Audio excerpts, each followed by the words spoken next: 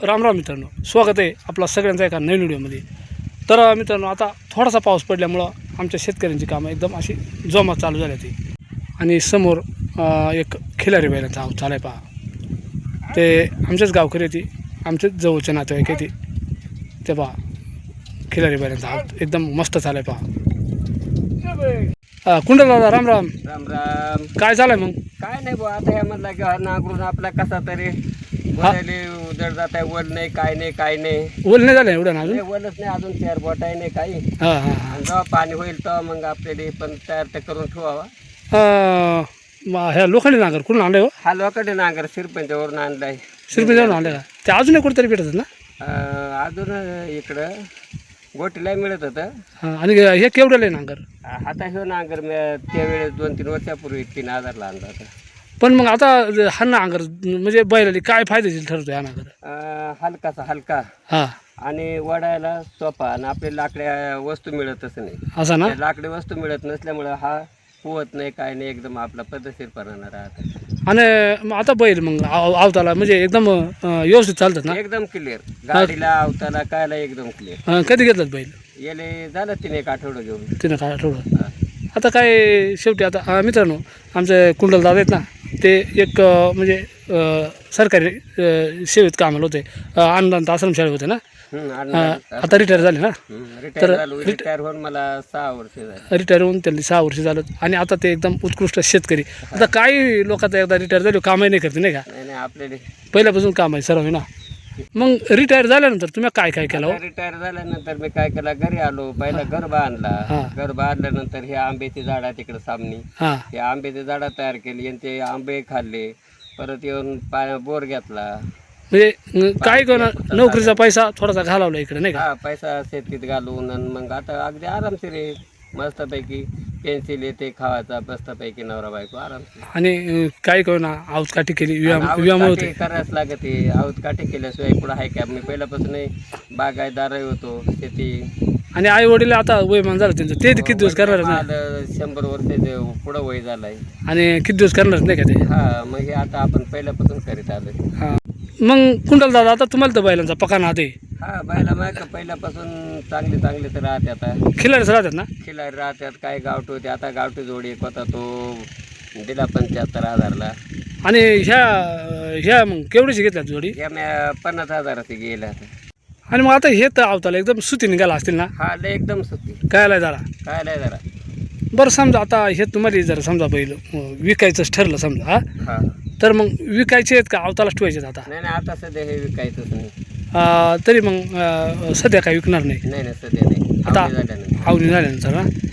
तरी आवनी झाल्यानंतर तुम्ही विकणार आहे ती. हा. तरी आता हे जर अजून एवढं काही तयार नाही झालं, तयार त्या टायमाला लय तयार होतील ना. हा. तर मित्रांनो पहा, आता आमच्या कुंडलदादाची वियत आहे. आई वडील म्हातारे झाल्यानंतर स्वतः आता शेतात म्हणजे हातात नांगर धरून आणि ते काम करतात ते. आणि ते अनुदानित आश्रमशाळेवर कामाला होतं. रिटायर झाल्यानंतर त्यांनी काय काय कामं केली त्या पण त्यांनी सांगितलं. आणि आवताला म्हणजे आता गावठी बैल नाही तुम्ही किती सध्या ना? नाही, खिलारी सध्या नाही गावठी. मग आता कुंडलदादा, आता पाऊस तर पडत नाही, हा.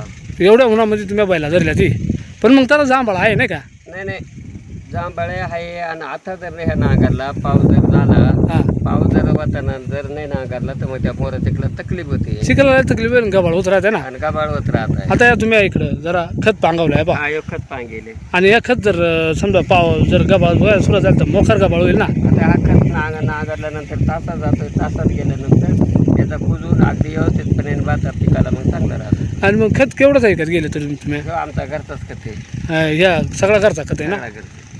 घरी काय जनावर आहे ती? घरी आता म्हशी होत्या त्या ओपल्या, आता फक्त 2च बैल आहेत. म्हशी ओपून टाकल्या. हा. तर मित्रांनो पाहता, त्यांच्याकडे म्हशी पण होत्या. आता ते हौशी शेतकरी आहेत म्हणायला आमच्यापासून. आता आम्ही तर त्यांनी चांगलाच ओळखतो आहे. तर मग आता त्यानंतर मग आता पाहिला फक्त आता भातीच्या टायमालाच काढशाल ना तुम्ही? पोळा झाल्यानंतर लगेच. पोळा झाल्यानंतर. तरी किती जाती पाहिल्या तुझ्या? आता या 4 जाती झाली. 4 जाती झाल्या ना? ते काय आता एकदम क्लिअर आवताला वावर आहे काय आपली 2-4 वावर आहे ती. हा, आणि तेवढं रिपेअरिंग तर होतेच नाही का? होते. पाणी पाऊस काय आवता असा फसितो हो. औंदा काय झालं, दोंड्याचा महिना असल्यामुळे प्रत्येक वर्षाला 3 वर्षाला दोंडा येतो. 3 वर्षाला दोंडा आल्यानंतर ते दिवस वाढतं. 13वा महिना राहतो. 13वा महिन्यामुळं पाणी थोडा उशिरा होत जातो. म्हणजे आता आम्हाला तर काय तो धोंड्याचा नाही, महिना, आमचा अनुभव जुन्या माणसांचा.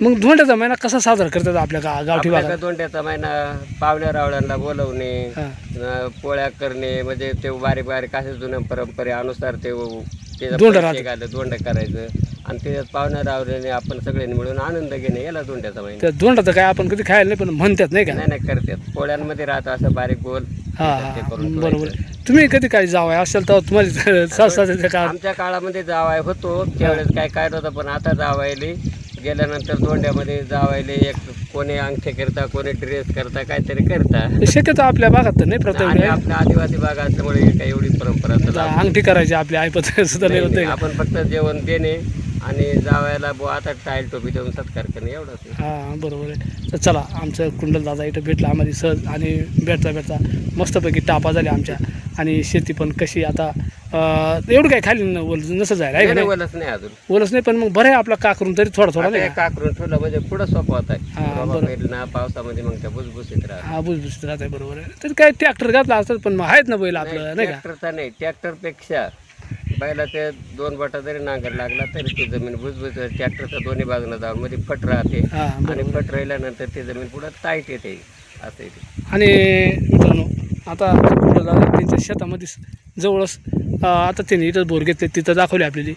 तर समोरच त्यांच्या ह्या वर्सवायचं आपला मुक्ताईचं मंदिर ना, तर हे मुक्ताईचं मंदिर आहे मस्तपैकी.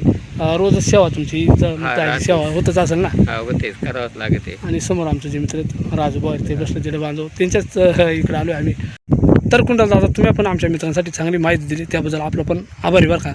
तर चला आता वजं तुमचा चालू द्या काम आहे का नाही?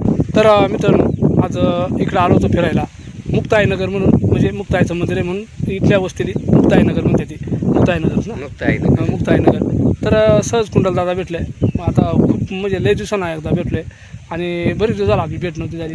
तर चला त्यांनी पण आपल्या मित्रांसाठी एकदम मस्त माहिती दिली. तर त्यांचा आवाज चालू आहे, तर त्यांनी पण डिस्टर्ब नको मित्रांनो. तर ह्या व्हिडिओमध्ये आपण इथंच थांबणार आहे. व्हिडिओ कसा वाटला नक्की आम्हाला कमेंटमध्ये सांगा. आपण जर चॅनलवर नाही असेल तर चॅनलला सबस्क्राईब करीत चला, एक लाईक करा, हाईप पण करा. पुन्हा एकदा जय हिंद, जय महाराष्ट्र, जय जवान, जय किसान. जय किसान.